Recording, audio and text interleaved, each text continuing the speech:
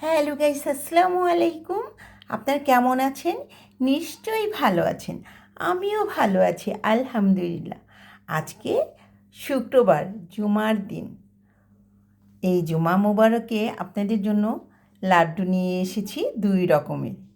একটা orange flavour, আরেকটা দুধ আর বাদাম দিয়ে করেছি। দেখেন তো কেমন হয়েছে। তার সাথে এটাও বানিয়েছি। ভালো হয়নি অবশ্যই, আরও ভালো করতে হবে। আর ফিন্নি করেছি। ফিন্নিটা কেমন হয়েছে দেখেন তো। ফিন্নিটা অনেক মজা হয়েছে, অনেক মজা। তাহলে যদি ভালো লাগে একটা লাইক, একটা কমেন্ট, একটা শেয়ার করে যাবেন। তাহলে আমার বানানো সার্থক হবে। এবার আসি, আসসালামু আলাইকুম, আল্লাহ হাফেজ।